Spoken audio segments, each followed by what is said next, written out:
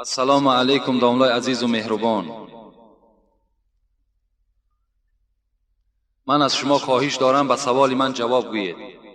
درباره پیشاب کردن در حاجتخانه میگویند که در حاجتخانه یا اینکه در دیگر جا پیشاب کنی راست ایستاده در لباست یا که در تنت نرسد هیچ گناهی نیست. همین سخن درست است یا نه؟ به سوال من جواب گویید. اکثر میان عمرها را میبینیم که با همین کار دست میزنند.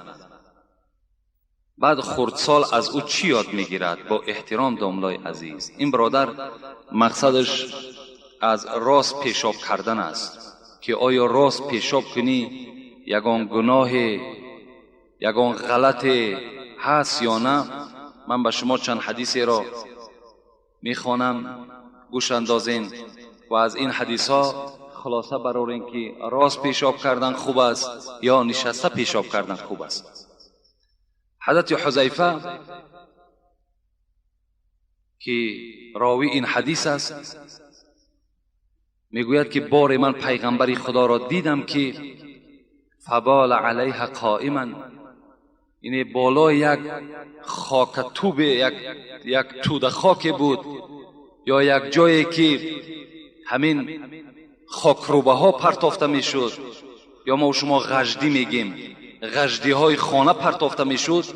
پیغمبر خدا بالای همان برآمدند و راستا پیشاب کردند. حضرت حذیفه میگوید این را من با چشم سر دیدم. این حدیث هم مسلم روایت میکند. در حدیث دیگر باز همین اینش در سنن ابو داود است. اگر کسی نزد کسی همین صحیح سته باشد میتواند مراجعت کند. ابن ماجه هم روایت کردگی هستند. عایشه میگوید که کسی که گوید پیغمبر خدا راست پیشاب کرده است باور نکنید. عایشه صدیقه همسر پیغمبر خدا میگوید کسی گوید که پیغمبر راست پیشاب کرده است شما باور نکنید. انا رأیته یبول قاعدا، من دیدم که پیغمبر خدا نشسته پیشاب میکرده. این سخنی عایشه صدیقه هست. عن ابن عمر اینم در سنن ابن ماجه هست. بچه حضرت عمر از پدرش روایت میکند. چی میگوید؟ میگوید که رآنی رسول الله صلی الله علیه و سلم و انا ابول قائما. حضرت عمر گفته بود است که من یک بار راستا پیشاب کرده ایستاده بودم. عمر فقال یا عمر، پیغمبر خدا میگوید به سوی من خطاب کرد ای عمر لا تبل قائما، هیچگاه راستا پیشاب نکن. فما بلت قائما بعدو، این سخن عمر است. بعد آنی که پیغمبر مرا خطاب کرد و گفت که هیچگاه عمر راستا پیشاب نکن، من در جای خود نشستم و اصلا دیگر تا آخر حیات راستا پیشاب نکردم. اینا حضرت عمر میگوید.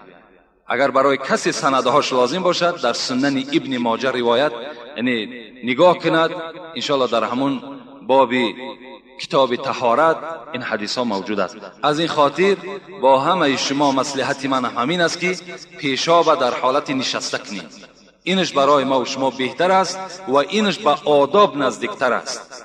به نهایت بهترین صورت شمین است. کسی راستا پیشاب میکند خود کردن گیرد لکن به برادر مؤمنش کاردار نشود. زیرا توصیه من این حدیث های عایشه صدیقه است، مادر ما و شما که با چشم دیدن پیغمبر خدا نشسته پیشاب میکردن، و حضرت عمر از سخنش که تا آخر حیات من نشسته پیشاب کردم وقتی که مرا رسول اکرم امر کرد.